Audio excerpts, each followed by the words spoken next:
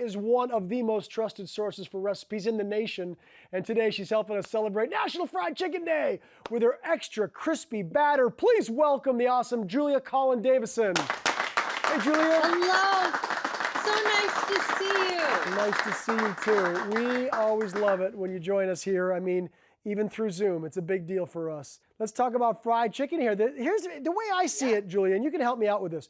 There's sort of two problems, okay? So soggy crust and then bland meat. So let's start with the crust. What do we mix in to ensure that it's just got that real, I mean, it's got the crisp that we all need to have with our fried chicken? I hear you. Now, and also this is picnic fried chicken, so this is going to be crisp even when it's cold, which is like a much higher bar. Yeah, and it starts with one magic ingredient called instant flour. It has a lower protein content and it's really smooth, and it doesn't hold on to as much moisture. Okay. So this is Wonder Flour, and we're going to mix it with an equal part cornstarch. Okay. It's about 1.5 cups of each. So you want to put those two together. So right off the bat, this is not your average fried chicken. No, exactly. I mean? We're not just using, all-purpose flour. Now, I want you to take a cup of that flour mixture and set it aside in a little dish. You got it.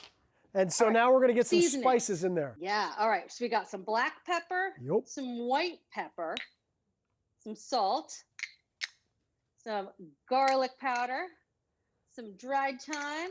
I know it's a lot, right? But this is how you add flavor to fried chicken, especially if you're eating it cold, because cold food just generally tastes more bland. So we're ramping it up here. No, this is, I mean, this is what's going to make this so fantastic. You're so right.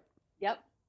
So we added the thyme. We're going to add some dried sage, a little bit of cayenne, a little more if you're, adventuresome. I just put a little in. Fantastic. Last but not least, we're going to add some baking powder. Gotcha. Now, baking powder is interesting here because it will help the chicken brown in the oil.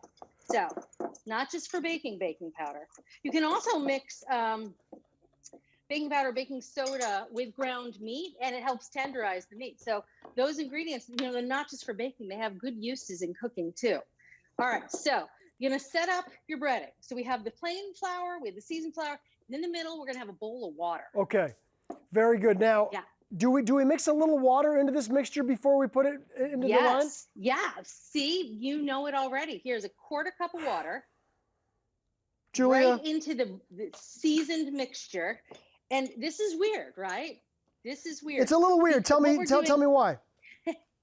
Well, have you ever made fried chicken and the last pieces you dredge are the best? They have the craggiest coating on them. Yes! That happens to us all the time. Yes! That's because the moisture from the chicken has made these little clumps in the flour. So rather than waiting for the end, we're going to preempt it and just add a little bit of moisture to create those clumps ahead of time.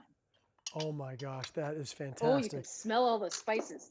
All right. Now, let's address the other problem here. The other problem that I presented to you with was making sure that we had nice tasting meat itself. So what do we do to make sure that the chicken itself has got lots of flavor?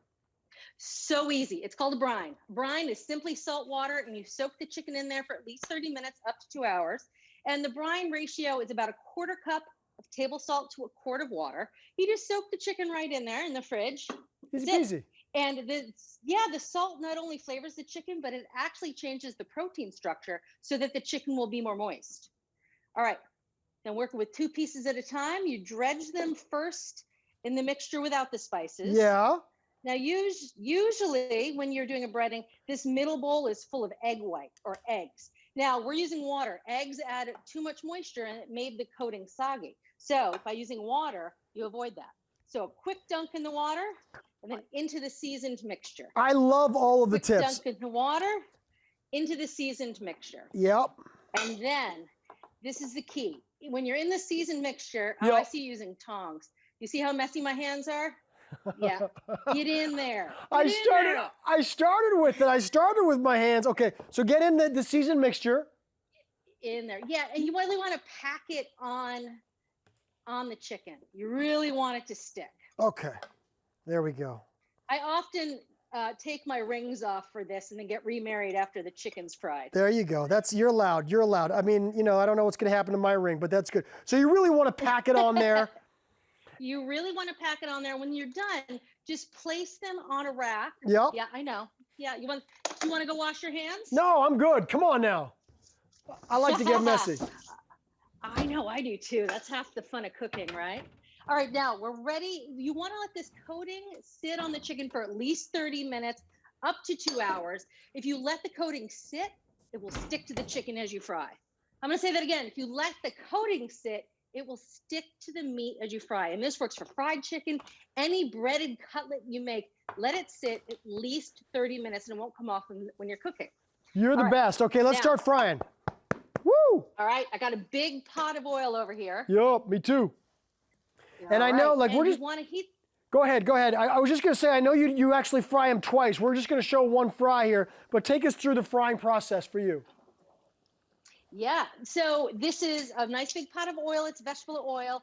I have here, I'm going to show, I have this thermometer and it's clipped onto the side. So it's constantly monitoring the temperature of the oil. You want it to be 350. And then you add the chicken to the oil. Gotcha. Now we're going to fry, as you mentioned, fry the chicken in batches, and we're going to fry each batch twice, which is a technique they often use for making Korean fried chicken. So pulling the chicken out before it's done, letting it rest for 5 minutes, and then frying to finish. That helps our moisture evaporate, helps it be super crisp. Oh my gosh, I'm already eating. I jumped ahead, Julia. You're already eating. This is so good, and you delivered in a big way. I want to make sure that you tell us about your new show. We're all very excited about it, Julia at Home. Yeah, thank you. Yeah, Julia at Home is coming out this fall, and it's me cooking at home for my family. And you know, in the test kitchen, we develop over 1,000 recipes a year. I've been there for 21 years, so I've eaten a ton of food. And people always ask me, what are the recipes you cook for your family at home after you've seen all this? And so this is the answer to that. There's a lot of recipes that really haven't gotten the spotlight on them on TV. You know, they just sort of flown under the radar.